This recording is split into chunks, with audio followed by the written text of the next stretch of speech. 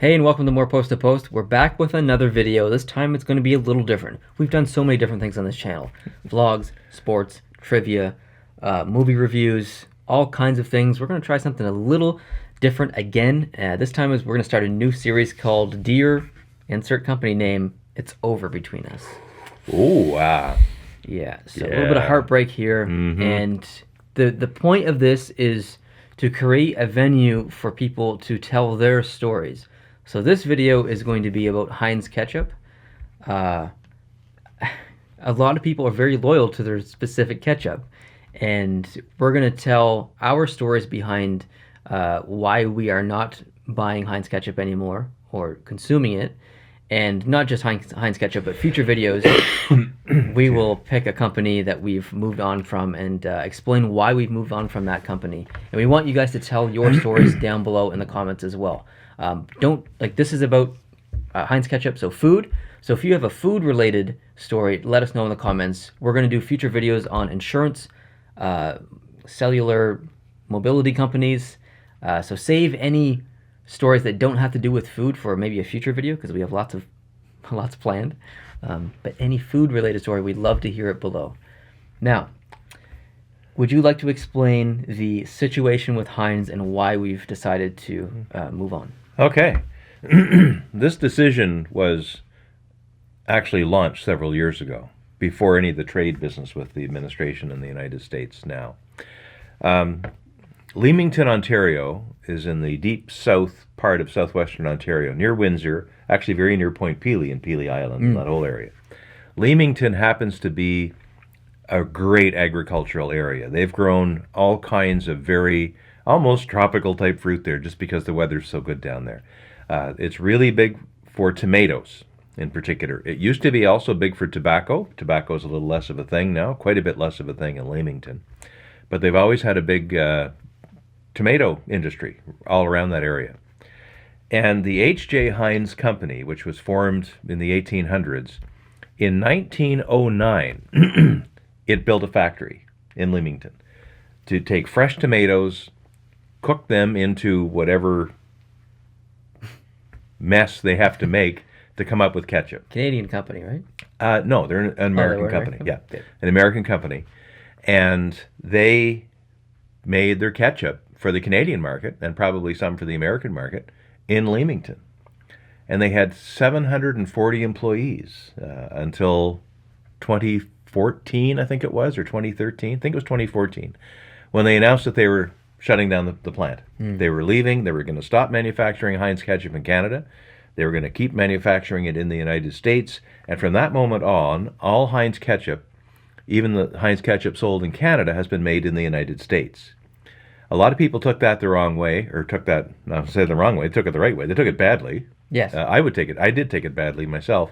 And for a while, we switched in our household to a different ketchup brand, just to make our little statement about why we couldn't support the Heinz Ketchup brand anymore.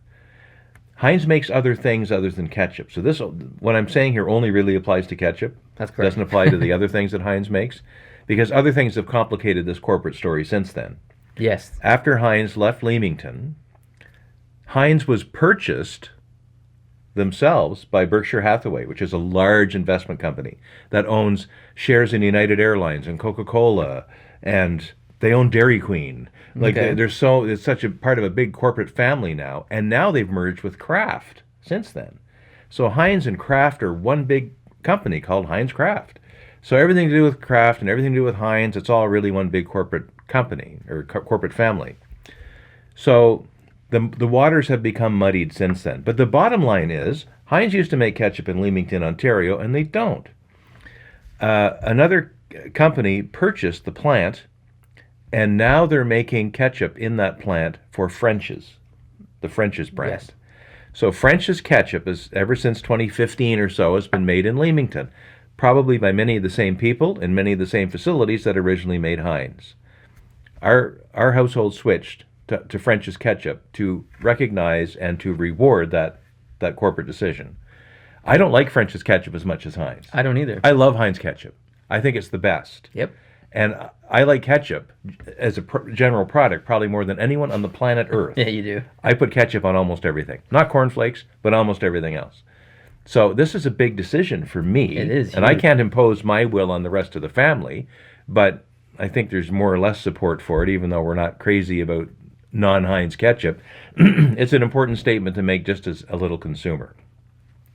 Now, we've eventually moved back and started buying Heinz again just over the last few years because for a while the French's ketchup was much better priced as well. They had really good sales on it, and Heinz was more expensive, so there was other reasons why we could get French's, or why we would want to get French's. And then one day, Loblaws, the company that owns superstores and No Frills and other similar grocery stores around Canada, said, we're not selling enough of French's ketchup to make it worthwhile carrying it in our stores. Yeah. And they stopped selling French's ketchup. And those few little people, like me, I guess, said, well, no, you can't do that. Just because French's has a small market share, Yeah. excuse me, doesn't mean they shouldn't be available on the shelf for people to make their own choice. So they said, we'll boycott Loblaws. Yeah, there's a backlash, huge backlash. Huge backlash. And Loblaws changed their mind. Yeah, they it's did. like, okay, we'll let French's back in. And to recognize that decision, I've now been buying more French's ketchup Yep, on occasion. definitely. And then, of course, we know last month or 2 months ago, there was a large trade disagreement between Canada and the United States about tariffs and aluminum and steel going into the States, and the president being very upset about Canada's dairy regulations, in particular milk and cheese, and how we support that industry through artificial pricing, which we actually do. Of all the things Trump says, a lot of it is a little off as far as what I'm concerned, but he actually is right about Absolutely. about Canada's market about Canada's market in the dairy industry. And we don't give, in dairy and poultry in particular, access to the American products like like you would normally want to if you actually had free trade. We don't have free trade when it comes to that, and Canada's always had protection there. And Canada insists on keeping that protection, and Trump is upset about that, and frankly, I think he has every right to be upset about that. I wouldn't want to be a dairy farmer in Wisconsin, not able to sell most of my product in Canada. Yeah, so that's true. that's just not fair. Anyway, that's someone else is fighting that battle, Yeah, but we can still fight the ketchup battle we can. right in the trenches.